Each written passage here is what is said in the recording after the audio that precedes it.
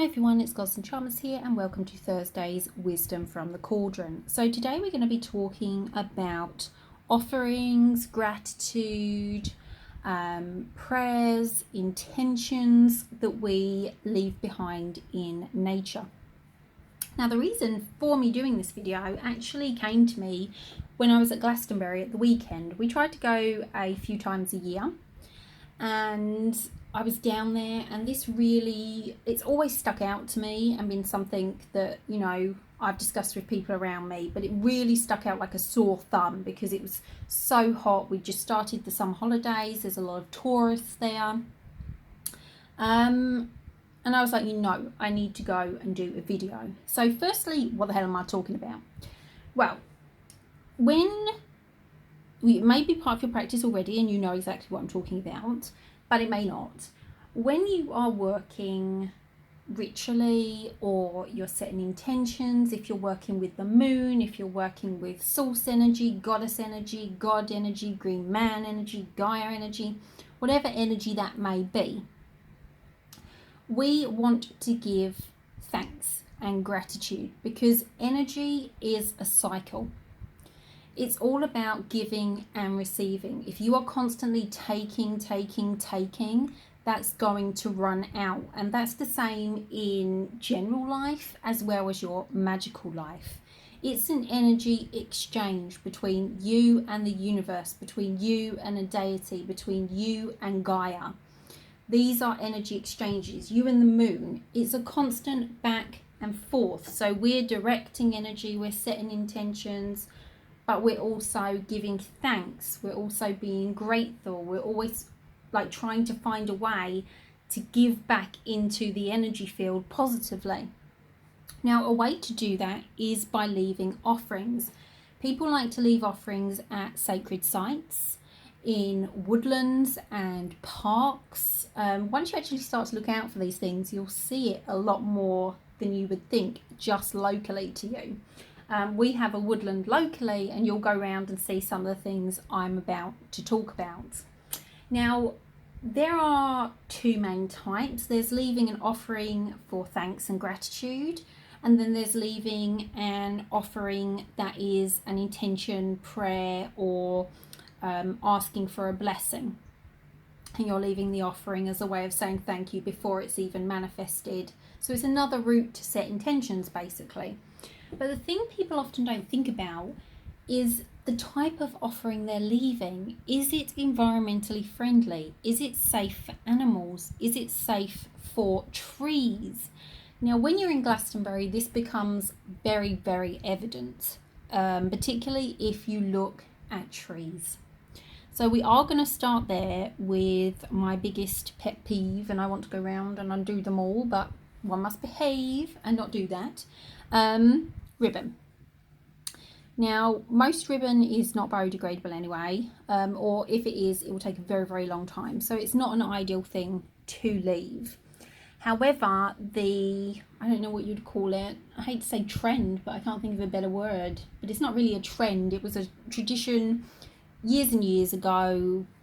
This sort of practice went on. It's still here today. It's become popular again, particularly in the New Age market area. And that is to go up to a tree and tie a ribbon or piece of fabric around it with your prayer or intention, or to give thanks for a prayer or intention that has manifested. Now, there are several problems with this. One, there's the biodegradability of it. Secondly, it could become a bit loose and an animal could get their foot caught in it. Birds, I've seen a bird get their foot caught in one of these. It was not pleasant. So animals can get caught on them. If it does come undone and fall to the ground, again, animals can get caught up on them. Animals can choke on them. Some animals are not the smartest and they will try and eat these things because they're looking for food and they're like, oh, look, something lovely and brown. They don't think, ooh, ribbon. So it can be a danger to wildlife. But what people really don't realise is how much of a danger to the tree it is, because these are often tied on very tightly. So often with several knots, because people want their prayer and want their intention or their blessing or their thanks to stay on the tree, particularly sacred sites. But it actually, just in the same way it would as a human, if I came and tied this on your wrist really, really tightly, cuts off the tree's circulation, because that tree is a living being that's growing. And it's during the year, depending what time of year it is and how much water it's taking in, its limbs expand and like decrease and increase. It also grows every year. So if something's on it cutting off its technically circulation, it can actually kill the limb of the branch of the tree that the ribbons are tied on. And once there's one ribbon there, I can guarantee you everyone else will put their ribbons there as well. Now, it is a problem at a lot of sacred sites. I've spoken to people at these sites before who run them or work there, and they actually go through and remove them. But they have to wait until end of day when they close, so that whoever put them there will not notice that they've taken them down. During holiday seasons, they often have to leave them there for a week or two to make sure that person's gone home in case they come back. So they are very conscious they don't want to offend people with these sorts of things, and they try to dispose of them in a sacred manner. Some places have ways of doing it. Some, I'm not going to lie, just take them down and dump them in the trash. So one, you don't want that happening to your intention or your gratitude or whatever it may be. And two, let's be mindful of the trees. So let's do away with the whole ribbon thing, because that's just not a good idea. That includes fabrics. Even if you find a natural ribbon or a cotton fabric, if you tie it on the tree, it can still cut off the limbs. And if you tie it loosely, it's still at risk of an animal getting caught in it or it falling off the tree and there being animal problems then, plus causing littering on the ground, which is not very nice in woodlands and sacred sites. So we try to avoid ribbons. Things you can leave. Food. Now, food is a yes and no for me, depending where you're at. Obviously, if you're at a very public sacred site, unless there's an area, which some do have an area where you can leave foods, and they usually ask it's natural foods and things that, you know, not sweets and things. And you could leave a biscuit or something like that. Something like this left in nature isn't really going to harm anything. If you're out in the woods and you have a biscuit in you, that's I do not mean if you have a biscuit in you. Try and keep that biscuit in you. Let's not go there. If you have a biscuit in your bag or from a picnic or something, and you want to leave an offering where you've just had a nice picnic, a nice lunch, or a nice family thing, or you've done a little bit of meditation or ritual work, then you could leave a biscuit against a tree, something like that. But obviously you don't want to litter up sacred sites, very public sites, and you do want to be wary of what you're leaving and the wildlife in that area. If there's a lot of dogs and they're allowed off leash, do not leave food, because one, it may not agree with them, and two, you've probably heard in the news about the people that leave food out to poison dogs, and you don't want owners to be worried if they suddenly catch their dog eating something off the floor, they've been poisoned, and cause them an unnecessary vet bill. So there's a lot to think about. It surprises people because they think they're doing something so lovely and nice, but it can actually cause harm, and we don't want that energy. We don't want to cause the harm, first of all, but we don't want that energy interacting with what we're trying to do. Crystals. If you're going to leave crystals, again, unless there's a specific spot, which at some sacred sites and stuff, they have bowls and things you can put offerings in, and they do specific stuff with them, go for it. If you're leaving something like this in nature, then you want to bury it, ideally, because again, choking hazard. If you're doing offerings in your own garden and you don't have dogs or small children that could be crawling around out there, you can leave whatever food you want out there. You can leave whatever crystals you want out there. Remember, you don't have to leave your offerings and any prayers in public places. You can use your own garden. You do have more freedom there. with food offerings and stone offerings, and you can create even an offering area or a gratitude area, maybe a tiny fountain, and you can put crystals in the base of that and add a crystal each time you want to set an intention or each time you want to give thanks. There's so much to do and be creative, particularly when it's on your own land. Clay. Now, a lot of the air dry clays are biodegradable, and when they get wet, just like when you're moulding them, if you add water to them, they will thin out and get slip to them. And clay is a really good offering for you to leave somewhere. You can bury the clay. Most animals and things won't try and eat it. Obviously, try not to make it chokeable size. But if you can bury it, all the better, and you know it will completely disappear as the weather takes it away. Now, another thing that you can do with these, depending where you're leaving them, remember, if this is an offering in your own garden, then this is a really good idea, but in public places, you want to be a little bit more careful. You can mold this into, like I say, any shape. You could make a little goddess. You could just make a ball if you're not feeling creative. But you can actually roll seeds into this and plant them in your garden. So you could have little balls that you pre-make up of clay with seeds in them, that when you want to leave an offering or give thanks, or you have an intention that you want to add some extra power to grow, then you can take one of those little balls and go plant it in your garden, and some beautiful whatever flower you've chosen will spring up from there as the moisture in the soil and the rain and all the weather, although not the rain at the moment, but all the weather washes the clay away. The seeds start to sprout out of the clay, and the clay cracks because it's damp from being under the earth, and it's a really good way. Don't buy them if you can make them, you know. People ask me, can I sell those? Because I did at one time sell them for a particular Sabbath, and people have said, can I bring them back? And if you really want them, then let me know and I will, but they are super easy to make yourself if you have time. Of course, I understand if you don't have time to do that, then you might want someone else to do that for you.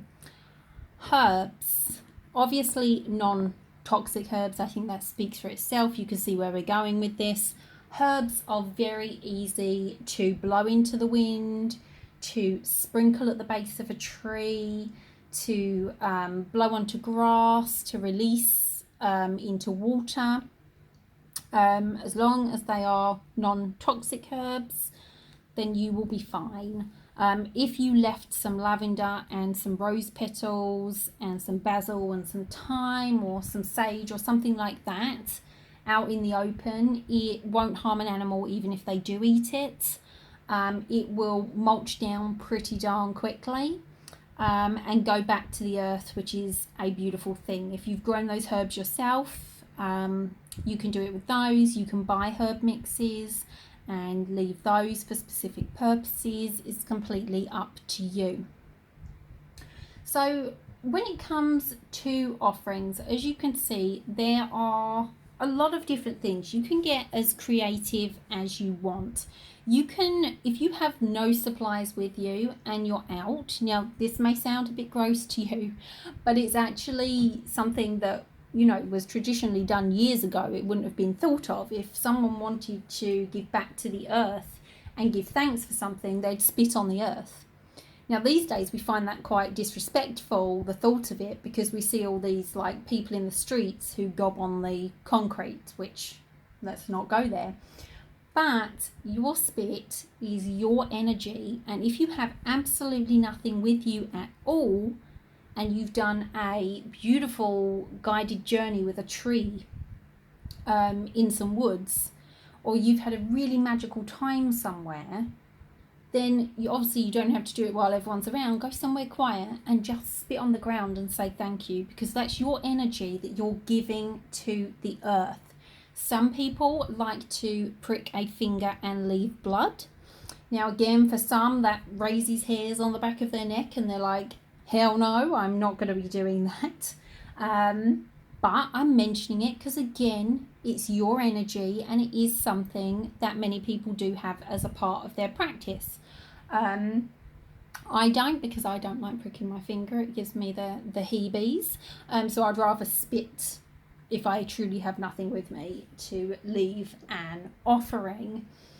If you have a bottle of water with you, you can pour some water around a plant or a tree as an offering. So you don't have to have pre-planned. People often say to me, oh, I was out and I wish I'd had an offering because I spontaneously got a message, or this happened and it was so magical, or I saw a beautiful crow and I wanted to leave something but I had nothing. If you have some mineral water with you, leave a little bit of mineral water. That's another great option. Use what you have and think what's connected to you, what's natural. If you have absolutely nothing, pick up some rubbish. It's really, really simple, but people often don't think about it. If you are walking down a woodland path, if you are at a park,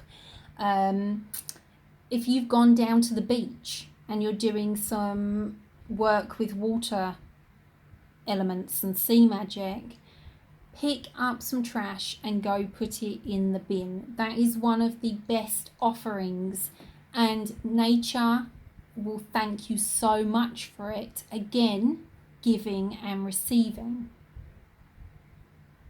So you're giving your time, which has cost you nothing, just to pick up, and it's not even a lot of time. It would probably take you less than a couple of minutes to grab a load of trash and just put it in the nearest bin.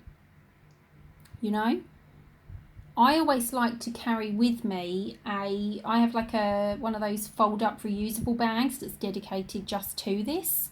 That then if there's no bin, if you're out somewhere on a day trip or something, there's no bin where you are, you're in a forest, something like that, it's something you can have in your purse when you know you're going to these places, and you can put stuff in there and just take it away with you and then dispose of it. You can recycle it, you can put it in a normal bin, whatever you feel called to do.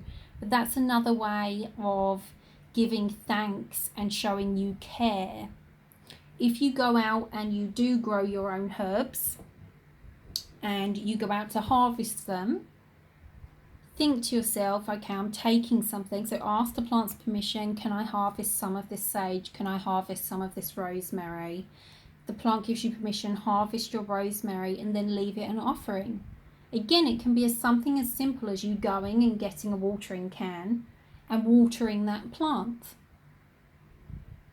You could sprinkle some beautiful herbs around the bottom of it, dried herbs that you're giving back to the earth. Maybe some that you've had on your altar that have served their purpose as an offering, and then you don't ever throw those in the bin. If you have a little bowl of herb mix or something like that on your altar, either put them in, I have a big pot I put all ritual odds and ends in for a big burn when I do a burn, and then I bury the ashes. Or you can just take your herbs out, blow them into the wind, and they'll go back to the earth. Never waste beautiful resources like that. So there's a lot you can do. If I have not mentioned something that you actually do, please comment down below and let everyone know. Share the wisdom. You know, maybe you have something completely unique, or maybe it's just something quite obvious that I've completely missed. Just share it among the community.